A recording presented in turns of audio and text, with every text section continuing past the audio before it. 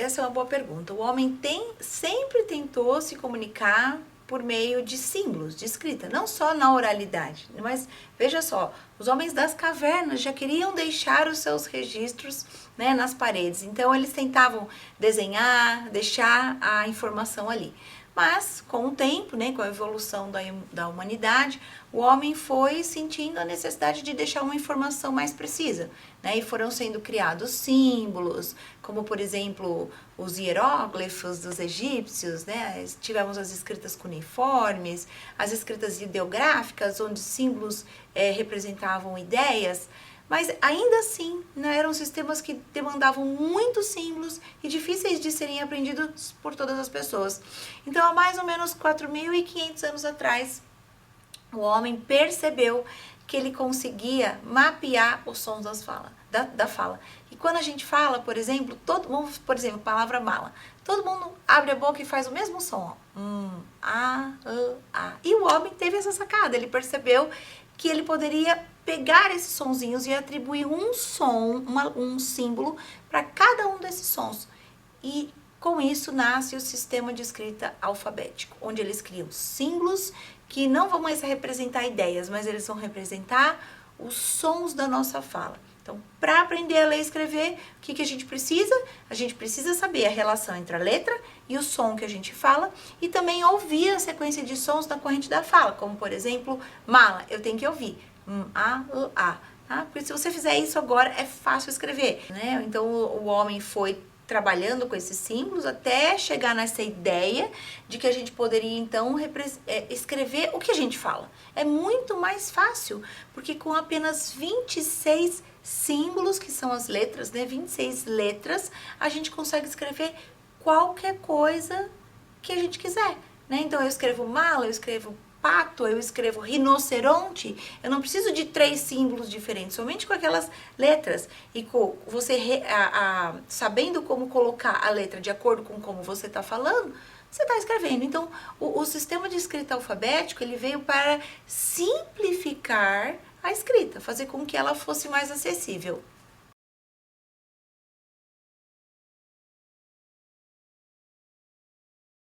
Olha, a gente tem 3 métodos de alfabetização hoje que são conhecidos no Brasil e bem usados, tá? A gente tem o método global, que é aquele método onde você acredita que o aprendiz vai aprender por meio de uma palavra inteira, tá? Isso, na verdade, foi uma pesquisa que foi feita na década de 70 nos Estados Unidos, e eles fizeram essa pesquisa muito mal feita, né, e chegaram nessa ideia de que a criança não precisava saber o som das letras, ou saber como posicionar as letras, ela só precisava entender o texto, entender as palavras, e nisso ela ia começar a ler. Tá? Esse é o método global, onde você vai aprender a partir de palavras inteiras. Mas a gente também teve por muito tempo, e ainda tem no Brasil, o silábico, né? Onde você acredita que a criança aprende a ler memorizando padrões silábicos, né? Qual que é o problema do silabário? O problema do silabário é que as pessoas não se dão conta o quanto isso demanda, né, de carga cognitiva, de memória, para a criança poder aprender a ler e escrever.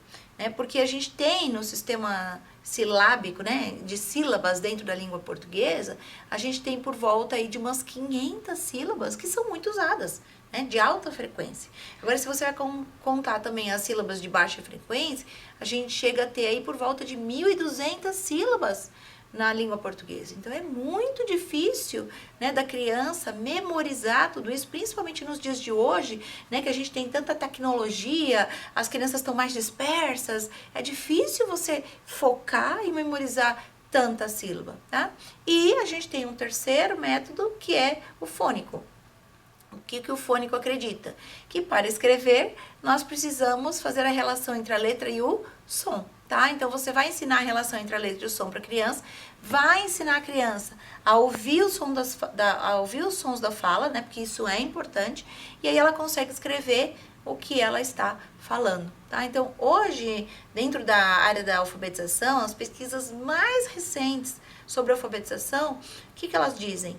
É que o fônico, ele é 7 vezes mais eficaz para alfabetizar do que os outros 2. tá? Porque o silábico depende muito de memória, né?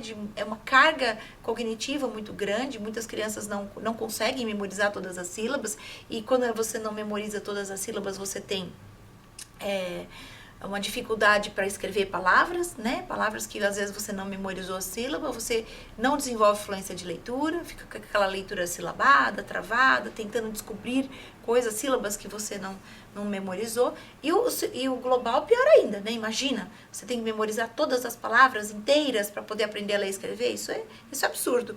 Então o fônico, ele é muito mais simples, porque se você ouve o que você fala e se você sabe a letra que faz aquele som, você escreve qualquer palavra. E você só precisa memorizar 26 letras e os seus sons.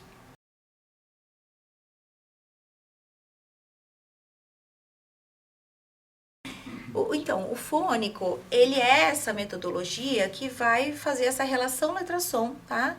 E aí, hoje, a gente trabalha muito dentro da alfabetização, né, nos estudos mais recentes, que a gente chama de ciência da leitura, que é uma ciência que vem se constituindo nos últimos 50 anos, só para estudar a alfabetização, né? A gente fala muito de instrução fônica. O que é instrução fônica? É o ensino fônico, onde você vai ensinar a relação letra-som e você também vai ensinar a criança a fazer a junção do som das letras para a formação de sílabas, de palavra. Então, a criança vai acabar sabendo como formar a sílaba? Vai, mas não porque ela está decorando vá, vê, vi, vovô, porque ela vai fazer assim, ó, essa letrinha aqui, ó, V tem o som V, e o A, né, tem o som A, então nós vamos juntar, vá, vá, né? Então, quando eu junto v com a, dá vá, tá? E essas são coisas, né, que o professor precisa fazer, né, estratégias didáticas para que a criança consiga formar sílabas e depois ela vai formando palavras, né? A gente vai aumentando aos pouquinhos. Você faz sílabas, palavras, pequenas frases. Você não começa do texto, né? O texto você pode ouvir, tá? Todo mundo tem que ler para você, né? Pai, escola, professor. A criança precisa ouvir textos todos os dias, mas para escrever, para aprender a ler e escrever, ela tem que ser ensinada nas menores partes, e é isso que o fônico vai fazer.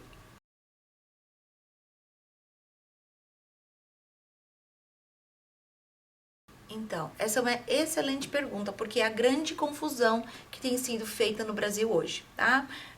Principalmente a partir da década de 90, vem para o Brasil uma ideia muito forte de que se a criança não tem acesso a textos reais, ela não vai ser letrada. E o letramento, ele é importante para as pessoas poderem se virar no mundo, não é? Porque o que é o letramento? O letramento é a sua capacidade de compreender, tá, os diversos gêneros textuais, as funções sociais do texto. Então, como você usa uma carta, como você usa um bilhete, né? Como que você usa uma receita, qual é a finalidade de uma receita. Então, isso é letramento, tá? É você compreender essas coisas. E sim, tá? Antigamente a gente tinha nas cartilhas, né? Não tinha texto real. A gente tinha, vovô viu a uva, né, o boi babava no bebê. E aí veio uma crítica muito forte em cima das cartilhas, dizendo que esses não eram textos reais e que não ajudavam a criança a ter letramento, né, que ela aprendia a ler e escrever, mas não sabia se virar com os textos reais. Então, começam a entrar para dentro da sala de aula os diferentes gêneros com textos reais, que de fato é muito importante. Só que também veio uma ideia muito errada, né, de que a criança, ela não precisa mais aprender letra e som para aprender a ler e escrever. Ela só precisa se dar conta dos textos, você só precisa trazer os textos. E daí o que você vai fazer? Você vai fazer com que a criança memorize alguns textos, principalmente aqueles que são fáceis para ela memorizar, como por exemplo, paralendas, ou cantigas, né? O sapo não lava o pé, não lava porque não quer. Daí o que você vai fazer agora? Você vai trazer esse texto escrito, vai fazer a criança passar o dedinho em cima de onde está escrito: o sapo não lava o pé, não lava porque não quer. E aí a criança vai aprender a ler. Essa é uma ideia muito errada, de que a criança vai aprender a ler lendo. Tanto que a gente tem nos parâmetros curriculares nacionais de 1997 escrito a seguinte frase: aprender a ler é tão natural quanto aprender a falar. Tá? E aí está um grande erro, porque a fala é natural. Tá? Você põe um bebezinho numa sociedade falante, ele vai aprender a falar, ele não precisa ir para escola para falar, mas a escrita não. A escrita não é natural, ela não vem de dentro para fora, ela vem de fora para dentro. A escrita é uma convenção, é uma invenção humana e ela precisa ser aprendida, ela tem regra, tá? Então, a criança que está se alfabetizando, ela precisa dominar essas regras para poder ler e escrever, tá? Então, isso é a alfabetização. E o letramento é um processo paralelo de você trazer para a criança diferentes gêneros textuais para ela poder entender como eu uso uma receita, como eu uso um convite, né? Como eu uso um bilhete. Então, as duas coisas são importantes, só que eles são processos paralelos. O letramento, ele se dá na oralidade, tá? No uso, na explicação do texto, né? De forma oral, quando a criança está aprendendo a ler e escrever. E a alfabetização é o processo de ler e escrever. Então, você precisa ensinar a relação letra-som, tá? E você pode, sim, trabalhar essas duas coisas na escola. Você pode, enquanto você, por exemplo, hoje eu vou trabalhar uma receita de bolo de chocolate, né? Então, fiz o bolo com as crianças, mostrei, li a receita, expliquei o que é ingrediente, modo de preparo, isso é o letramento. Tá? Mas, crianças, olha, vamos trabalhar agora com a palavrinha bolo, tá? Então, quando eu escrevo bolo, que letrinhas que eu tenho aí, ó? B, né? É o B representando o sonzinho, B. O, a letra O representando o, a letra L representando o L, O, tá? Então, bolo. Daí você trabalha com a palavrinha bolo, escreve bolo. Pense em outras palavras que começam com o som B, né? Com a letra que faz esse som, que é o B, tá? Então, essas coisas acontecem na escola. Podem acontecer ao mesmo tempo, mas elas são diferentes. E o que a nossa pedagogia está fazendo? Ela confundiu tudo, tá? Ela está trazendo texto, dizendo que a criança tem que ser letrada, mas ela não precisa ser ensinada a ler e escrever. Só o letramento é suficiente para a criança se alfabetizar. E não é verdade.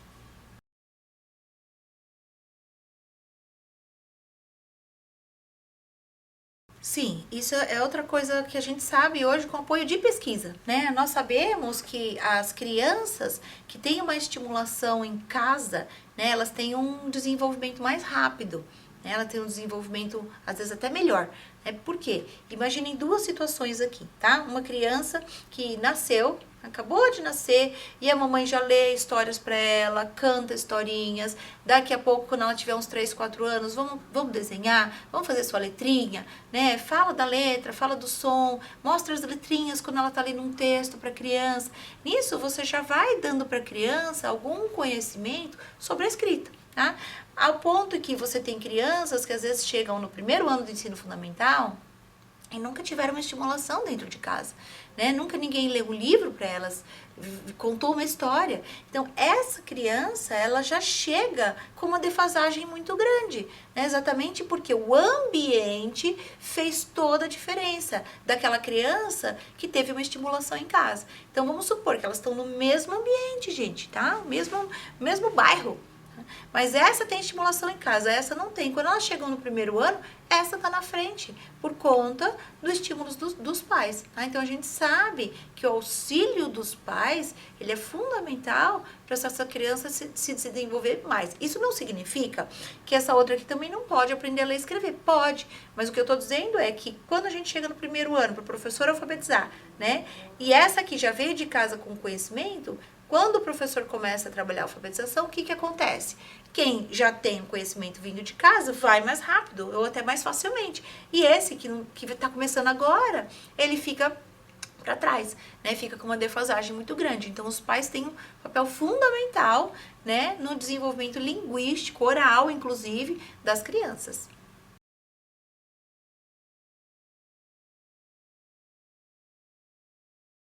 Claro, na verdade é importante, porque muitas vezes esses adultos analfabetos não tiveram a oportunidade de aprender a ler e escrever na escola, ou não passaram pela escola, né? Ou passaram pela escola e não aprenderam, porque isso tem acontecido demais, né? A escola não alfabetiza todos, né?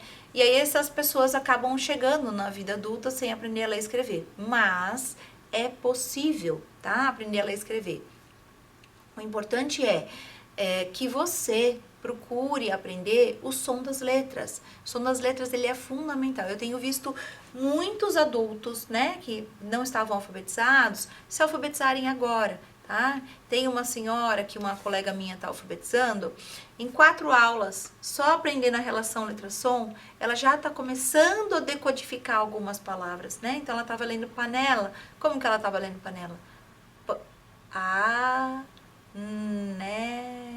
Panela. E ela começou a ler depois de 4 aulas, entendendo isso, tá? Eu já vi uma senhora de 82 anos, gente. Olha, isso que é esperança. 82 anos. O sonho dela era aprender a ler e escrever, né? Mas aí a escola tem uma culpa muito grande, porque muitas vezes o adulto volta para a escola e aí ele tem o quê? Silabário, tá?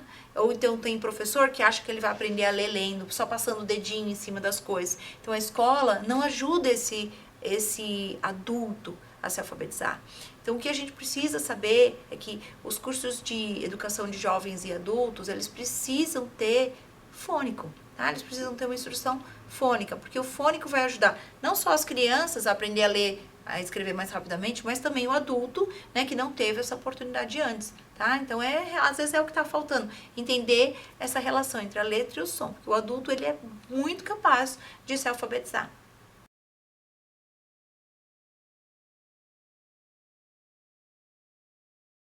Infelizmente, a gente sabe que quando o adulto está analfabeto, ele acaba tendo menores chances na sociedade letrada em que a gente vive, né? Então, um adulto analfabeto, muitas vezes, não consegue ler um contrato, né? Ele vai depender de alguém para ler um contrato, às vezes para trabalhar, né, para alugar uma casa, para comprar alguma coisa, e muitas vezes ele pode ser enganado por conta disso, né? Então, sim, a alfabetização faz parte da cidadania, faz parte da dignidade do ser humano. Se a gente vive numa sociedade letrada, a gente tem que saber ler e escrever, né? Porque isso é o que vai determinar se você vai ter mais chances de sucesso, né, nessa sociedade letrada em que a gente vive, ou até mesmo oportunidades.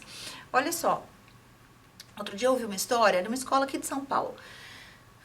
Um jovem passou por toda a escola, e daí nem é culpa do jovem, tá? Ele foi até o 3º ano do ensino médio, só que ele não aprendeu a ler e escrever, porque isso está acontecendo nas escolas do Brasil. Os jovens estão chegando no ensino médio, sem ler e escrever, estão recebendo diploma, né? E estão caindo aí na sociedade com um diploma, mas sem saber ler e escrever. E esse jovem foi, né, pro meio e foi tentar trabalhar. Mas cadê as oportunidades de emprego? Até mesmo para, às vezes, trabalhar num caixa de supermercado, você tem que saber o básico da matemática, da leitura, para poder trabalhar, né? Então, muitas vezes, você vai conseguir aqueles empregos que pagam menos, ou subempregos, né? Que não dependem de leitura e a pessoa não precisa nem te contratar, não te paga seus direitos, né? Você não está lendo nada, e as pessoas podem te enganar, não é? E daí, esse menino foi começar a trabalhar, ele não conseguiu muitas coisas, tentou tudo quanto é tipo de emprego, sofreu demais, daí ele voltou para a escola onde ele tinha se formado quando ele tinha 30 anos. E aos 30 anos ele voltou na escola e disse assim, olha, eu quero voltar a estudar, eu preciso voltar a estudar, me põe na sala de aula de novo. E daí o pessoal da escola falou assim, mas você já se formou aqui, eles foram ver o registro, né? Você já fez o ensino médio? Ele falou, eu fiz, mas eu não aprendi a ler e escrever, eu quero voltar para a sala de aula. Então, olha o desespero, né, que foi dar nessa... Enquanto ele era um jovem, ele não percebeu o quão grave isso era.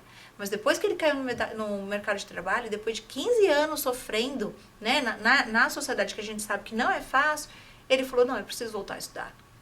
Então, sim, né, a alfabetização, ela está relacionada a melhores condições de trabalho, melhores condições de vida, tá? E assim, gente, o analfabetismo, a gente tem relação do analfabetismo com a prostituição, envolvimento com o álcool, criminalidade, tá? Baixa expectativa de vida, baixa qualidade de vida. Então, a gente precisa alfabetizar as crianças, a gente precisa trazer para o jovem, né, essa consciência de que saber ler e escrever bem pode mudar a vida dele.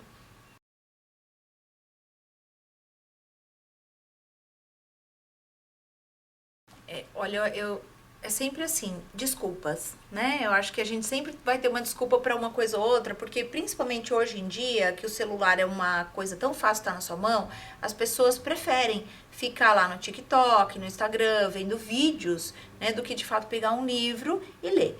E aí tem duas coisas, né? Primeira questão do quão difícil é. É muito mais difícil para o seu cérebro ler, né? Sentar e ler, porque você vai ter que usar sua memória, sua concentração, uma série de habilidades. A leitura desenvolve uma série de habilidades. E é um esforço que o seu cérebro põe ali para poder entender aquelas palavras, entender a história como um todo. Mas ele é um esforço extremamente necessário para que o seu cérebro continue se desenvolvendo e fique bem, tá? O contrário, o celular, ele é vício.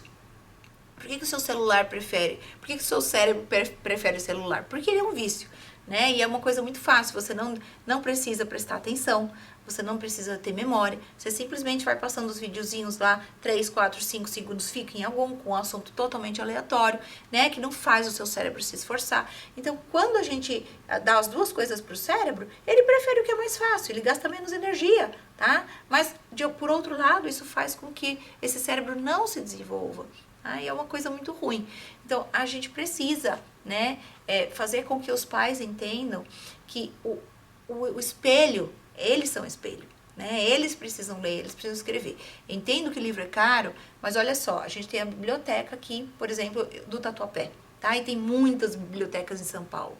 As bibliotecas estão vazias. A gente também tem hoje biblioteca virtual, tá? Que você pode simplesmente pegar um livro gratuitamente e colocar no seu telefone, né? Colocar no seu computador. Você tem biblioteca virtual. As pessoas não usam, né? Então, às vezes, qual é a desculpa que você está dando para não ler? Porque tem, tá? A gente tem. Mesmo porque, por exemplo, se a gente está falando de criança, as escolas públicas têm muito material, né? Todos os professores têm livro dentro da sala de aula, eles têm biblioteca dentro da sala de aula. Converse com o professor, peça para esse professor, eu quero fazer o meu aluno, a minha criança ler mais, pode me emprestar um livro? Mais uma dica, gente, sebo. Se você for aqui no centro de São Paulo, tem muito sebo, tá? Com livros, com 2, 3 reais, gibi, né? Gibi também é muito barato. Então, se você não tem dinheiro para comprar um livro que custa 50 reais, né?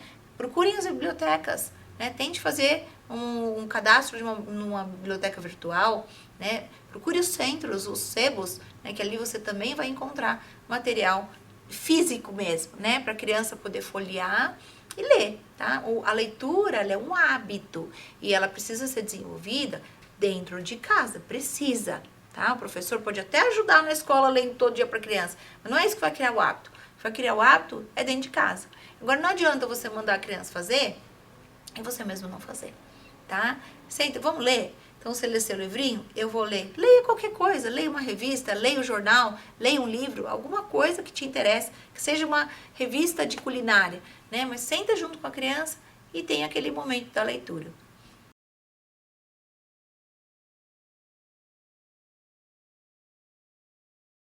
E essa é uma grande questão super importante, porque as políticas públicas, elas têm um papel decisivo, né, no que está sendo feito dentro das escolas.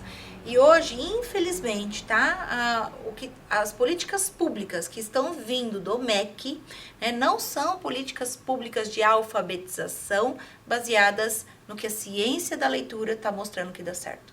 Tá? E esse é um grande problema no Brasil. A gente tem políticas públicas que são feitas em cima de ideologias. O que um acha, o que outro quer, o que o senso comum está dizendo. Tá? Isso é gravíssimo. Tá? Por quê? Porque os programas estão dizendo, a criança aprende a ler lendo. E hoje, né, com o avanço da neurociência, com o avanço da ciência da leitura, né, de todos os pesquisadores no mundo que estudam a alfabetização, a gente sabe que a criança não aprende a ler lendo. A criança aprende a ler quando ela é ensinada. Então, a gente precisa ter políticas públicas de alfabetização baseadas em método científico, não em ideologia, não o que aquele professor quer ou aquele outro que ele acha bom. A gente tem que ver o que a ciência está mostrando que dá certo, o que as pesquisas estão apontando como o caminho para uma alfabetização mais igualitária, mais eficaz, e trazer isso para dentro das políticas, né? Daí eu vejo que no âmbito federal isso não acontece. tá? E aí o que que acontece? A gente tem um âmbito estadual. Muitos estados hoje têm o seu programa de alfabetização, porque o Brasil está se mobilizando em torno da alfabetização por ser realmente um problema crônico. As crianças não estão aprendendo a ler e escrever, não é? Então a gente tem o Alfabetiza São Paulo, Alfabetiza MS, Alfabetiza MT, todos quase os estados têm o seu Alfabetiza. Só que aí, de novo, né, o Estado ele é independente da federação para fazer o seu programa. Então, tem alguns programas que não são tão próximos do que a federação está dizendo. Tem alguns programas estaduais que ainda são baseados nessa ideologia, o que um acha que o outro quer, a criança aprende a ler lendo, então tem vários que são assim. Mas a gente tem programas estaduais, como, por exemplo, o Ceará. O Ceará é o melhor índice de alfabetização do Brasil. O Ceará tem programas baseados em evidência. E também, gente, Rondônia. Rondônia é um estado que a alfabetização estava lá no chão. E hoje eles estão ali no topo do ranking da alfabetização do Brasil. Por quê? Porque Rondônia, né, criou um programa estadual com políticas públicas baseadas em evidência, onde as crianças precisam desenvolver consciência fonológica, precisam aprender a relação letra-som, é fônico, tá?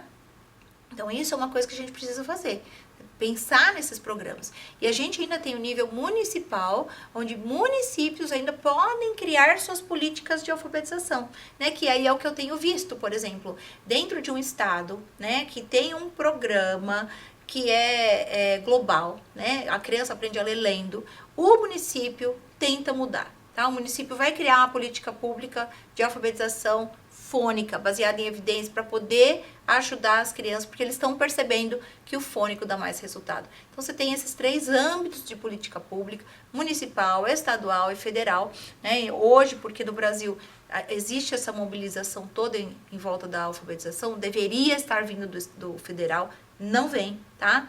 Poderia estar vindo do estadual, que eles investem muito dinheiro em formação de professor, material didático, mas também a maioria dos estados não tem.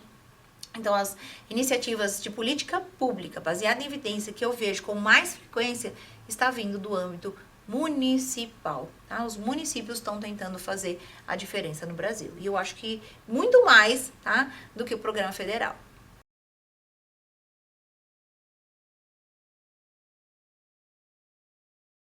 Daí também tem daí também vem uma confusão da nossa pedagogia, né? A pedagogia fala, a gente tem que valorizar a maneira como as pessoas falam. Sim, ninguém vai obrigar você lá no campo de futebol com seus amigos falar formalmente, né? Porque a gente tem maneiras de falar em diferentes lugares que a gente tá, ou numa festa, ou numa igreja, ou num campo, ou no seu trabalho, tá? Cada um, a gente vai se portar diferente em diferentes locais com a nossa oralidade.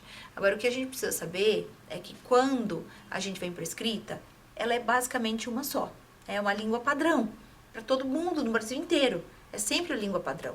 Então, essa língua padrão, ela não vai valorizar as diferentes variantes linguísticas. Então, existe uma diferença muito grande aí entre oralidade e escrita, tá? Você pode falar da maneira como você quiser? Até pode. Mas você também precisa aprender a língua padrão, tá? Por quê? Porque quando você for ler, quando você for escrever, quando você estiver no seu escritório trabalhando, o que vai ser exigido? A língua padrão, tá? E não a maneira como você fala lá no campo de futebol ou no bar bebendo com seus amigos, tá? São coisas diferentes. Então, os dois podem existir dentro de uma mesma pessoa? Podem, mas a gente tem que dominar os dois, tá? A língua padrão é extremamente importante. Agora, quando a gente tem essa questão da oralidade, né? Uma coisa que precisa ser feita também é ensinar para a criança pequena, que às vezes se porta de diferentes maneiras, falando com um linguajar diferente. Olha, você pode até falar assim, tá? Mas aqui na escola a prof também vai te ensinar, né, como falar o mesmo que você está falando de uma outra maneira, que é a linguagem padrão que você vai encontrar na linguagem escrita. Porque se a criança não dominar isso, gente, isso é exclusão. Uma criança que lê um texto, né? E aí o texto ele vem nas normas da gramática, né, da língua portuguesa, e a criança não tem isso estruturado na oralidade, sabe onde ela perde? Compreensão de texto. Ela até decodifica, mas ela não entende. porque não são palavras que ela conhece, são formas ortográficas, formas gramaticais, estruturas gramaticais que ela desconhece, e aí ela perde em compreensão, tá? Então as duas coisas precisam ser trabalhadas. Pode falar? Pode, mas também você precisa aprender a norma padrão da língua portuguesa.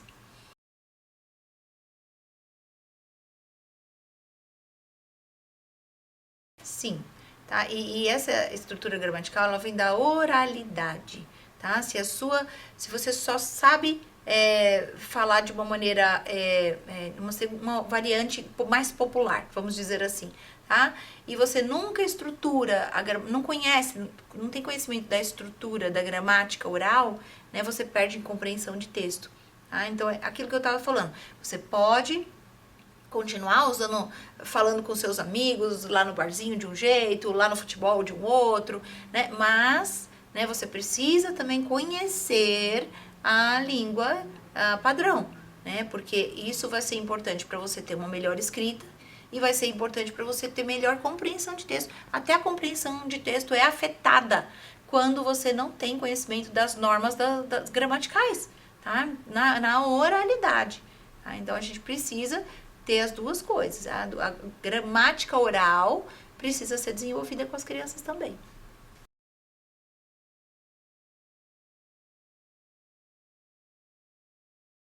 Eu acho que antes da gente ter letramento digital, né, a gente precisa ter ali o letramento realmente de textos, de coisas do mundo letrado, que é o que a gente encontra no dia a dia. Né? Então, bilhete, convite, a gente tem que fazer com que a criança saiba usar o papel, né, saiba usar a sua oralidade. Aí é lógico, o computador está chegando, né, e a gente tem toda essa questão que o jovem também precisa usar, né, saber usar a tecnologia. Só que, gente, o jovem sabe usar a tecnologia, né? Hoje, desde pequenininho, eles já estão com o telefone na mão, eles conseguem jogar joguinhos no computador, coisas que a gente, adultos, hoje, não fazíamos quando a gente era pequena. Tá? Então, o computador, ele já está do lado da criança quando ela nasce. Então, de certa maneira, eles têm algum letramento digital, tá? Eu acho que a gente não precisa se preocupar tanto, né, em ter um letramento digital, né? Eu acho que a gente precisaria se preocupar mais em ter o letramento mesmo de textos, de coisas que a criança vai usar fora do computador, né? Porque é onde está a vida dela ali, fora do computador.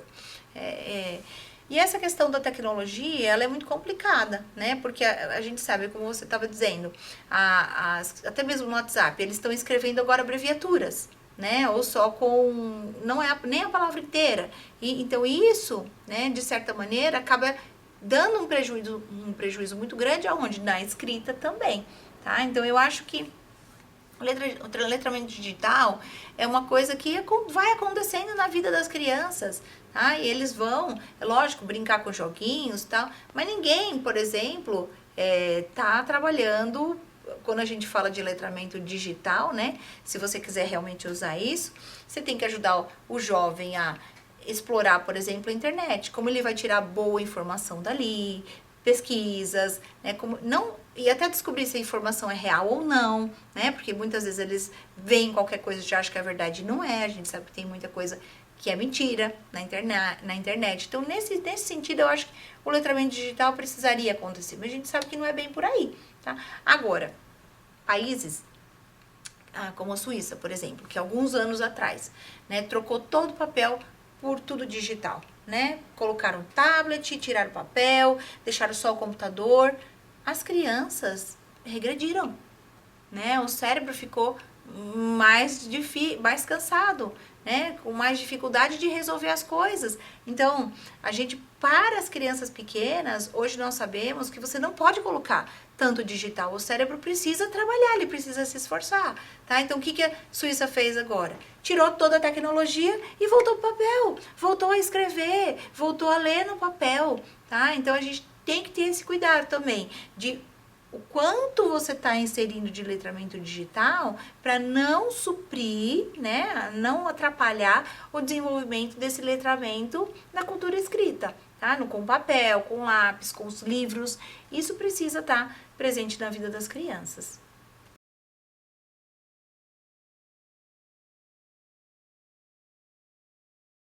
Podemos, tá? Existem aplicativos que vão ensinar isso. Tem um jogo aqui no Brasil que chama Grafogame. Ele é um jogo usado na alfabetização. E o que o Grafogame faz? Ele ensina a relação letra-som. Né? Ele vai ensinando a relação letra-som por meio de um jogo, né? Onde as crianças vão construindo esse conhecimento, né? Vão cada vez mais entendendo a relação letra-som, até onde eles começam a juntar o sonzinho das letras e as letras para a formação de palavrinhas. Então é um jogo que estimula a alfabetização.